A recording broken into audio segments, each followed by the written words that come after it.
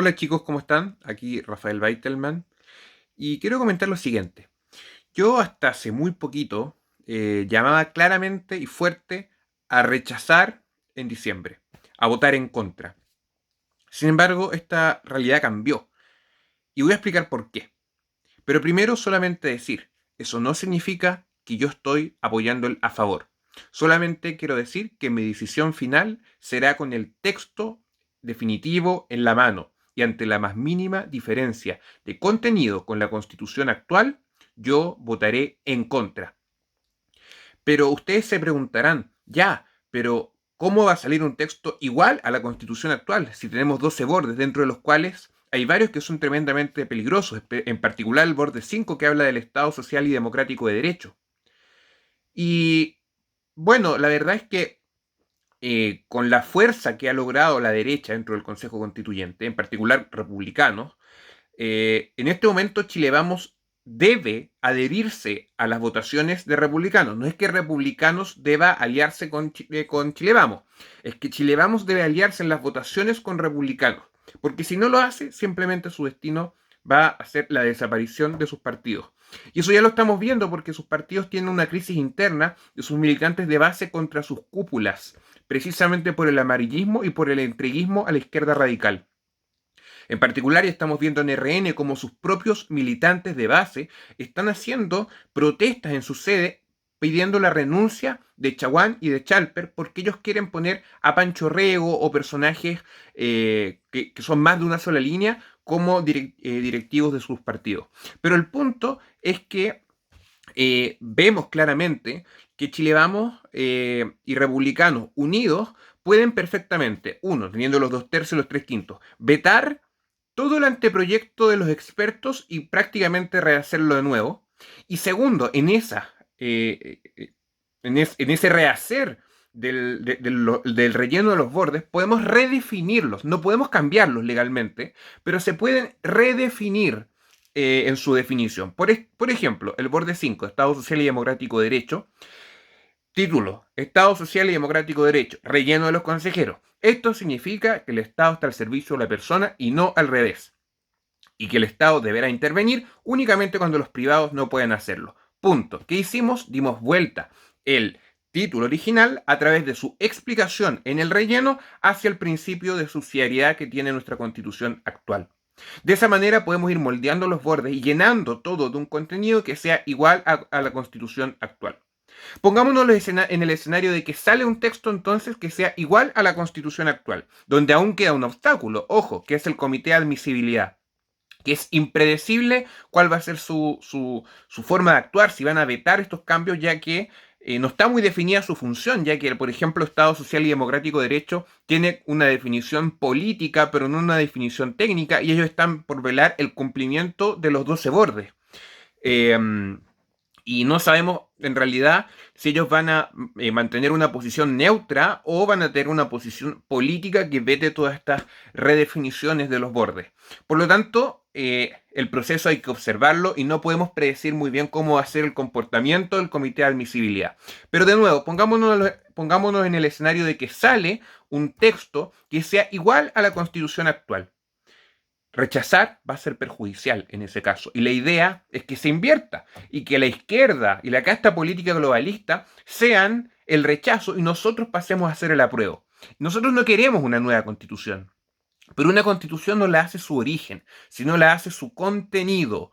Y un contenido igual a la constitución actual que limita de una muy buena manera el poder del Estado sobre los ciudadanos, entonces es una constitución buena.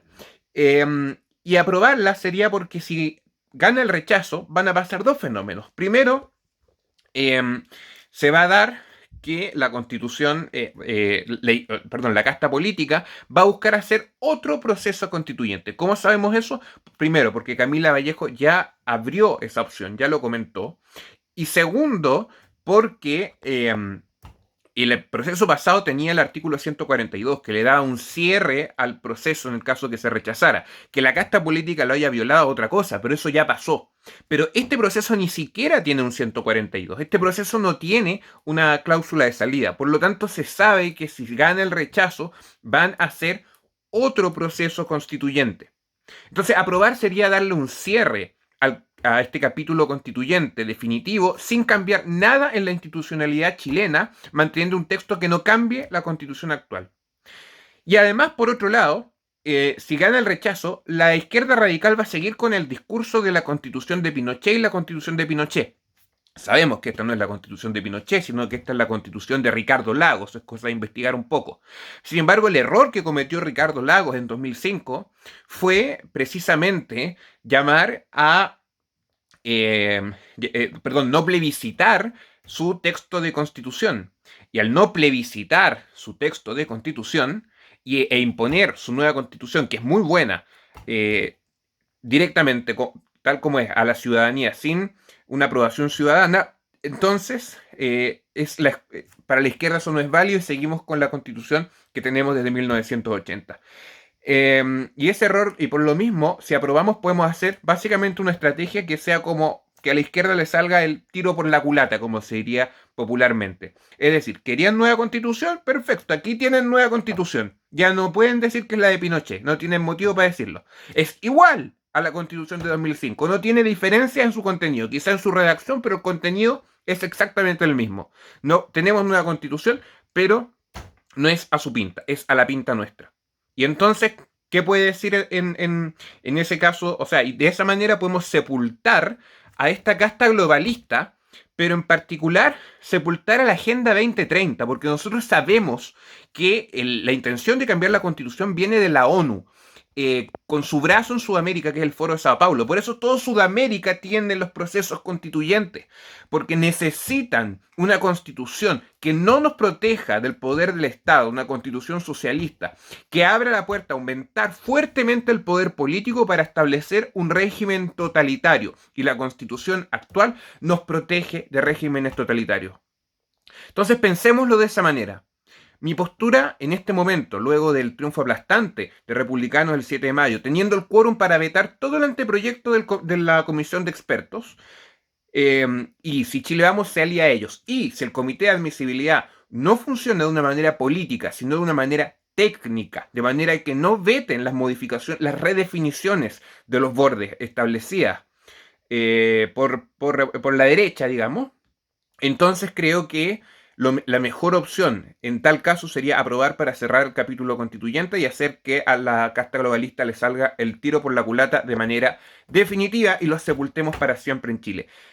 Mi llamado es a pensar con la cabeza fría, a ser estratégicos y simplemente ser observadores pasivos de este proceso durante los próximos meses y alzar la voz en aproximadamente septiembre-octubre, donde probablemente después de, aunque no va a estar el texto oficial, ya vamos a tener un panorama claro en base a lo que se fue votando dentro del Consejo Constitucional y lo que se fue discutiendo, vamos a tener un panorama claro sobre qué votar.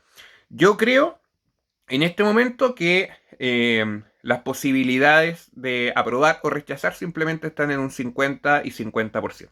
Así lo digo directamente.